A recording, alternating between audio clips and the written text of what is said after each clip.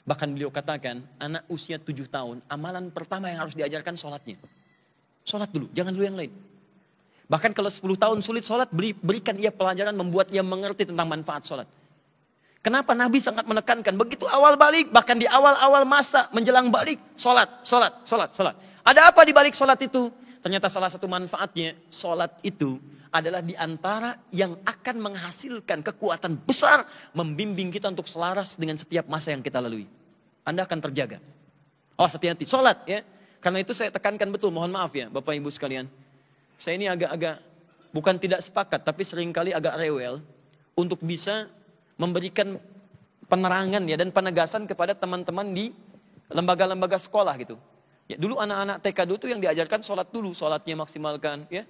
Sekarang sholat belum bagus, sudah manasik gitu. Manasik gitu. Enggak salah sih, tidak. Cuman haji kan rukun yang kelima.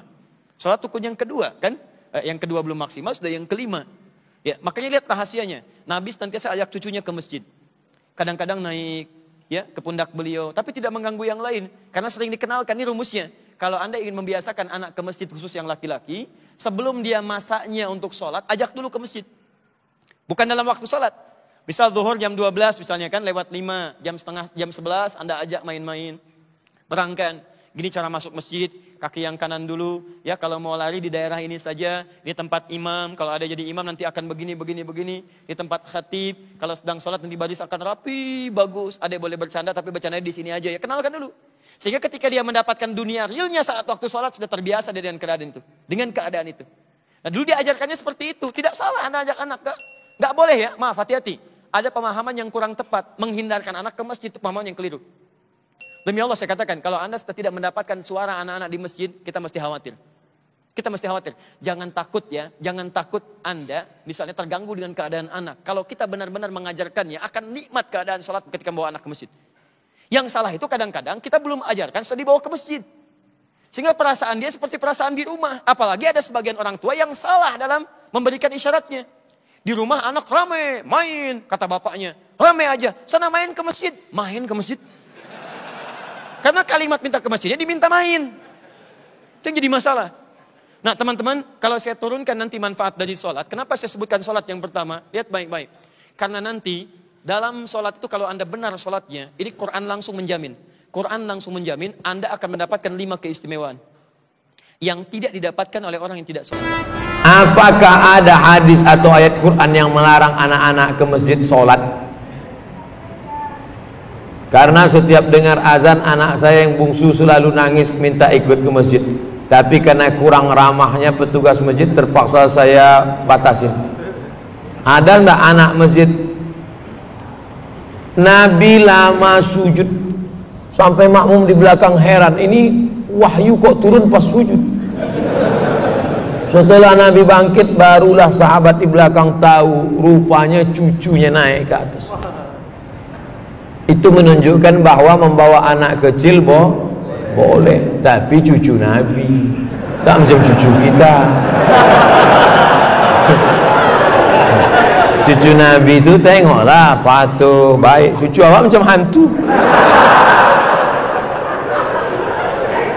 Makanya ulama membagi anak kecil itu menjadi 3 level. Anak kecil itu menjadi 3 level. Pertama namanya sobi. Apa namanya? Sobi. Di atas sobi itu namanya mumayyiz. Di atas mumayyiz itu namanya amrad. Sobi 5 tahun, 4 tahun ke bawah. Ini tak bisa. Karena dia tak bisa membedakan mana kawan, mana lawan, mana makanan, mana kotoran. Tak bisa. Nah, inilah umur 5 tahun ke bawah ini kalau kita gini kan, kita pula diginikan. Tak bisa. Dari umur 5 mumayyiz, umur 5 sampai agak-agak mau akil balik, 5 ke 10. Nah ini mumayyiz. Mumayyiz. Nah, nanti kalau ayah sholat diam ya nak ya, diam ya. Jangan nganggur ya. Itu bisa. Diam ya. Ini mumayyiz. Bajunya Abu Somad pula. Ini mumayyiz. Yang mumayyiz ini bisa. Nanti kita letakkan dia kalau anak di sudut sana ya. Mumayyiz bisa. Yang amrod ini amrod artinya udah hampir tumbuh bulunya tapi masih halus, bulu janggutnya masih halus. Nah, ini anak-anak orang Arab itu tak macam kita. Orang kita kadang digosok pakai kemiri pun tak tumbuh-tumbuh. Dia udah hampir habis. Pertama akil balik. Adapun yang kecil tadi memang tidak. Karena itu nanti na'udzubillah. Kita letakkan dia di samping kita. Dia pakai pampers, tiba-tiba dia buang air, itu putus sholat. Kalau kita letakkan di tepi sana, dikacaunya pula bapak tu sebelah. Bapak tu sholat, dia pegang-pegang yang jari kecil bapak tu. Bapak tu silap, isi paling. Masalah. Jadi yang bisa kita bawa tadi adalah yang mumayyiz. Adapun yang sudah mumayyiz, mungkin agak nakal-nakal dia sedikit, lari-lari dia lompat-lompat, maklum lah. Jangan dimarahi pak. Jangan sampai ini ada nih pengurus-pengurusnya soal nengok anak kecil. Balik. Buat naik darah tinggi gua aja. Udahlah listrik naik, air mahal. Ayah kalian tak mau nyumbang, anaknya pula libur. Padahal 20 tahun akan datang mereka nilai yang akan memakmurkan masjid. Kalau di masjid masih ada anak lari-lari, di masjid masih ada lompat-lompat, bersyukurlah 20 tahun akan datang masjid ini masih tetap banyak sholat berjamaah.